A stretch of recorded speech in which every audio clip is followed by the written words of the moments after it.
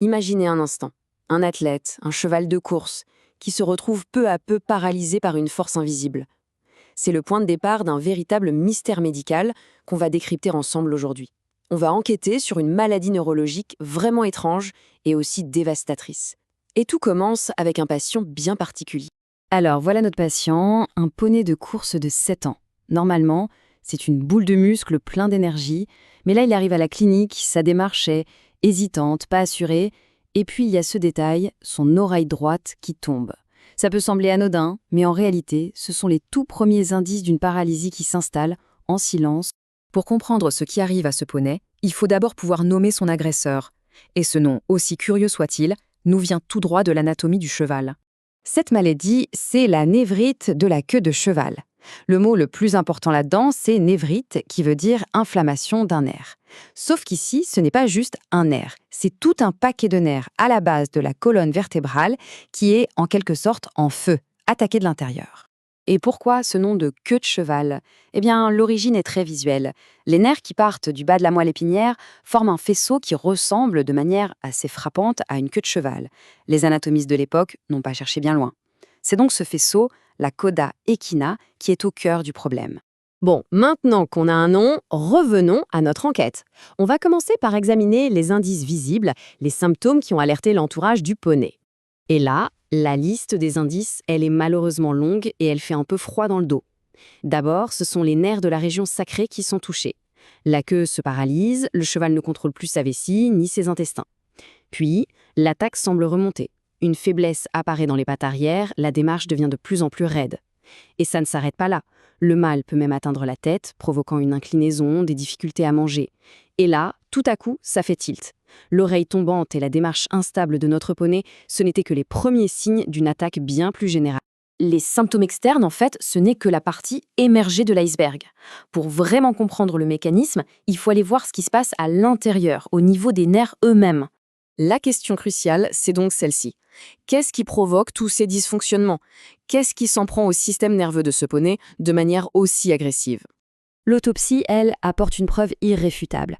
Quand on regarde une coupe des nerfs de cette fameuse queue de cheval, on voit qu'ils sont bien plus épais que la normale. Ils sont gonflés, enflammés. L'agression est physique, on peut la voir à l'œil nu.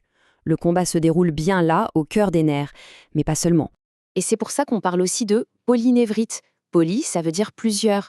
L'attaque, elle ne se limite pas à la colonne vertébrale. Chez notre poney, elle a aussi touché les nerfs du visage, ce qui explique parfaitement son oreille tombante. L'ennemi ne frappe pas à un seul endroit, il mène une guerre sur plusieurs fronts. Maintenant, allons encore plus loin. Passons au microscope pour voir ce qui se trame au niveau cellulaire. Et là, ce qu'on observe, c'est une invasion massive de cellules immunitaires, des lymphocytes, qui viennent littéralement envahir le tissu nerveux. Pour le dire simplement, le système immunitaire du cheval est en train d'attaquer ses propres nerfs. C'est une réaction auto-immune. Donc, on a notre coupable. C'est le système immunitaire du cheval lui-même. Mais ça soulève une question encore plus profonde. Pourquoi? Qu'est-ce qui peut bien pousser un corps à s'autodétruire de cette façon? La recherche de la cause première, ce n'est pas une mince affaire. La maladie a été décrite pour la première fois en 1897, et à l'époque, on a d'abord pensé à des chocs, des traumatismes physiques, logiques, surtout chez des chevaux de course. Plus tard, on a suspecté des virus ou des bactéries, mais aujourd'hui, toutes les pistes convergent vers une maladie auto-immune, même si le déclencheur initial reste un mystère complet. Et la preuve la plus déconcertante, elle est là. Les scientifiques ont tout cherché dans les nerfs de ces chevaux malades. Un virus, une bactérie, un champignon. Résultat, rien. Les tissus sont stériles. L'ennemi ne vient pas de l'extérieur. C'est pour ça qu'on dit que la maladie est idiopathique. C'est un mot un peu savant pour dire qu'en fait, on n'en connaît pas la cause. Le système immunitaire semble devenir fou, sans raison apparente. On a exploré les symptômes, les lésions, les causes possibles. Il nous reste maintenant à aborder la conclusion de cette enquête médicale. Quel est l'avenir pour un cheval qui est atteint de cette maladie? La réponse est malheureusement directe et sans appel. Le pronostic est sombre.